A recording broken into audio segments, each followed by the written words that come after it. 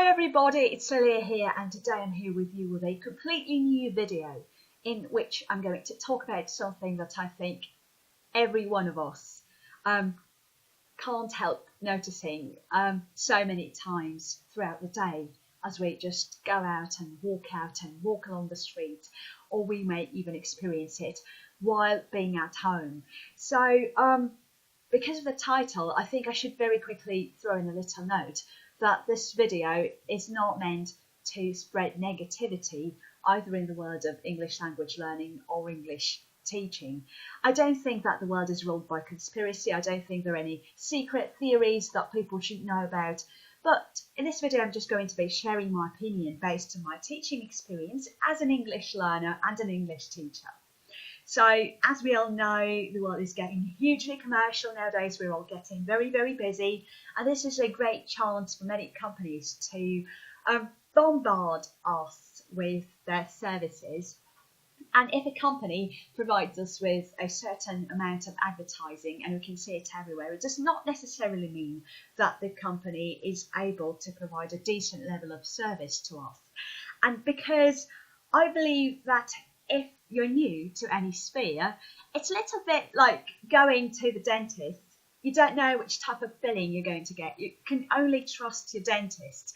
And, you know, this is really, really funny because if you're novice to the world of ELT or learning any other language, you can't really tell instantly if the service provided to you by teachers of any school is good or bad or whatever. So today we're just going to have a look at how some language schools lie to us because they want to attract us as learners.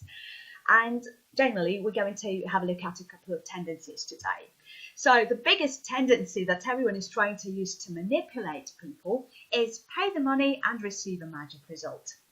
I'm pretty sure you have seen this, guys. Learn English in 30 days. All right, learn English in 30 days. Learn English over the course of 1 week. That's it. Okay, so you pay $100, right? You pay $500, whatever, and you get this fantastic level of English where you can just go out and enjoy the company of native speakers and speak English perfectly as if you were born in an English-speaking community or anything like that. So the reason why it works is this. We have no time. Everyone is getting so busy nowadays. We all have our hands full. We prefer to pay money and have the job done for us. But it doesn't really work in that way when it comes to learning. Nobody can learn anything for you. The truth is that you have to learn yourself. All right? You can't learn English in 30 minutes or in 30 days from scratch because you just can't. I spent 20 years improving my English, and I believe it still isn't perfect, and there's lots of room for improvement, both in terms of pronunciation and vocabulary and grammar and everything. And I keep enriching my English level every day. So what you can actually do in 30 days is just learn a few phrases without understanding how they function, such as, how are you? Good afternoon. Hello, Mr. Thompson. You know, hi, good evening. Can I have a cup of coffee? You know, things like that. So this may be enough to greet a person if you go travelling abroad, but sadly, it's never enough to understand another English speaker to a full extent, and it's not going to work for you, I'm afraid. This is not something you want. So don't trust companies that promise to teach you English in 30 days and that promise that afterwards you'll become a fantastic English speaker. So just don't believe that, right? Okay, so they're just trying to suck your money off you. That's everything they're trying to do. Okay, so here's the thing number 2 that language schools tend to say a lot when it comes to advertising their service. Get to the advanced level in a month, right? So again, the 30-day theory, get to the advanced level in a month. Many of us don't use our common sense when it comes to things like learning or anything. And although we're adult and intelligent people, not many of us actually question things before we just enroll for a course or anything. So how do they know what level you have right now? Many of my students only know approximately what the level is. And again, so you can't identify a level yourself unless you talk to a specialist in the area. It's very, very difficult. So again, I just really want to bring you back to the dentist example, right? You don't know, okay? So you can't really evaluate your English yourself. You have to talk to a person who can speak English well enough to identify where you are right now on your learning journey. Many students' understanding of their own language is distorted, right? So particularly in this country where we don't have that much communicative English practice nowadays. So people tend to go online, they tend to do those online tests, but very rarely do we have a real opportunity to talk to a knowledgeable English teacher or speaker who can tell us where we're at, at what level we are right now. So here's one thing that you should do. Work out your level first. And as I have mentioned earlier, you could take a computerized test, but that will only show how good you are when it comes to either reading or listening properly. Writing is your understanding of grammar decent? Can you write well? Can you read well? Can you understand what you have just read? All of that stuff. But it's very important to be able to assess how well you can speak English. And in order to learn that, you've got to speak to a qualified teacher who has worked with many, many levels, preferably multinational students in multinational language groups. It doesn't necessarily have to be a native speaker, though. It could be an experienced teacher, someone you trust. Someone who has been recommended over to you by your friend or someone you can trust, so just talk to that person and ask them where they think you are if you're not confident about your level of English. But no school can take you to the advanced level in a month if your level is intermediate. Nobody can do that. So it does sound very nicely and very well written, but I'm sorry to disappoint some of you, that might not be true. So you do have to do quite a lot of work on your own. You have to self-study a lot in order to reach the advanced level in a short period of time, and that has nothing to do with 2 times or 3 times a week of visiting a language centre. I'm pretty sure that won't work. So just you have to be ready to put a lot of effort into your own studying as well. Okay, so here's thing number 3 that language companies say a lot when they're trying to nudge you into enrolling for their course. If you don't reach level, you will receive your money back. So this is like a guarantee that, okay, if you don't reach the level advanced in 3 months, you'll get your money back. How can you know whether you have reached a certain level? The centre might present you with a test. That's fine, that's brilliant, okay, but everybody learns in a different way, and you just may have to need a little bit more time to process the information you get. Very often when I walk out of a classroom, be it a language classroom or a voice lessons classroom or anything that I'm engaged in at the moment, I do need a little bit of time to process that info, and depending on the difficulty or the level of the info that I'm working on, I may need a different amount of time to bring that info home to myself. So I have to work on that a little bit more. And that might be the case with you, or you may be able to grasp information very, very quickly, right? So you might be one of those lucky people who really study very, very fast, and you don't have to spend much time on trying to work out why each and every rule functions in a specific way or anything like that. So you may be a fast learner, you might be a learner who requires a bit more time. So how can you know whether you have reached a certain level? So what if you do a test before you start a course and then a test afterwards? I think I should drop a little link into the info bar below, and this is going to be a link that will take you to a British Council level test that will help you decide where you are right now in terms of your level of English. This is going to be a test that is intended for high level learners. So if you can understand this video though, I'm pretty sure that you will understand this test too, and it will help you identify which level of English you're at the moment. So I really hope it helps you, and it can also take you to a British Council centre, and the British Council are just fantastic in terms of their teaching practice and anything like that. So this video is not sponsored, by the way, just my experience of working with the British Council and studying with the British Council and doing a couple of their online courses. So I think they're absolutely brilliant, and you should really check them out. So you have to be sure that you have reached a level, okay? And you can only test that by what? By what can you test that? After all, everyone has got their own criteria, you know, for deciding whether they have reached a level or not. So although if you don't reach, you know, the money guarantee, that sounds very nice, but if you don't feel that, where's the guarantee? You are the only guarantee. And I'm not sure if a language school is going to pay you back if you just say, okay, you know what, I've just done 3 courses with your school and I don't feel any progress. Are they going to pay back? I don't think so. Alright, so another big lie that language school throw at us a lot is we'll give you a certificate and you will show it to your future employer and you will get a fantastic job because of that certificate.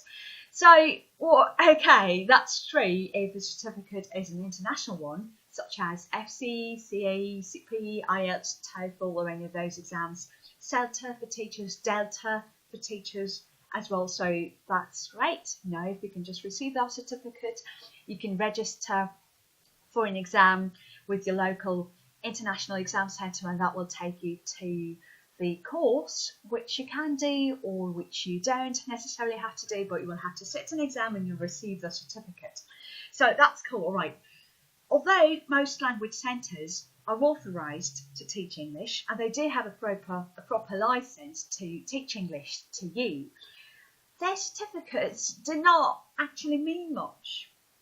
So if you did get a certificate from a local language centre, so okay, that's great. You know, you can just put it onto your wall and, you know, look at it as you get up and think, oh yeah, okay, so I've done a great job. I've done this course, you know, great, okay.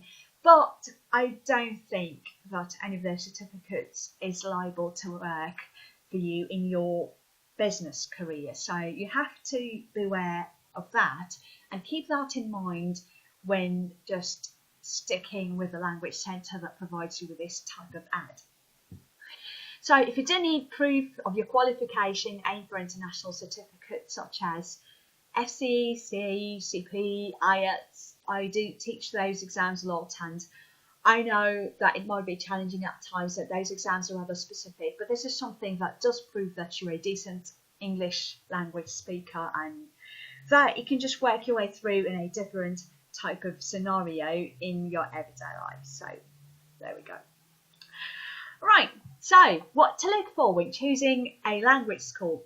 The first and foremost thing is research the staff. Go to the school's website and listen to their teachers speak English if possible. It's great if they can present you with the number of certificates that they have received over their career, but the main indicator of a non-native English speaker that has chosen to step on the path of teaching English, I believe, is whether they can speak good English. So if schools are promoting their service as being high quality and super duper professional, you do need to get an understanding of what their level is like. So many websites provide their teachers' profiles with some short videos where you can actually see how teachers speak English, and that's a great indicator that they are a real professional. You can hear that their English is good enough. So ideally what you could do is visit a group lesson. You may not act as a student, you may just ask a language school if that's okay with them to be present at the lesson with the group and observe what is going on in the classroom. Make sure the teacher uses English most of the time, in particular if that is a speaking or a conversational lesson, ideally all the time. So the more English full the classroom is, the more likely it is that you're going to learn to speak English and not just read English or listen to English, right? So speaking English is very, very important. And you can only do that by speaking English. There's no other way, I'm afraid.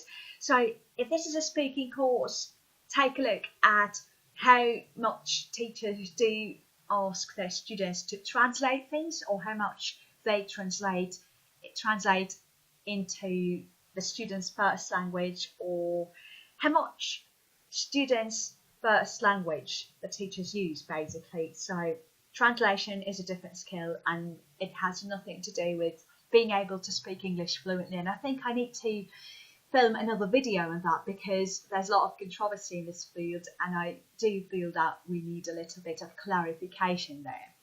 So check how much time students have to practice during the lesson.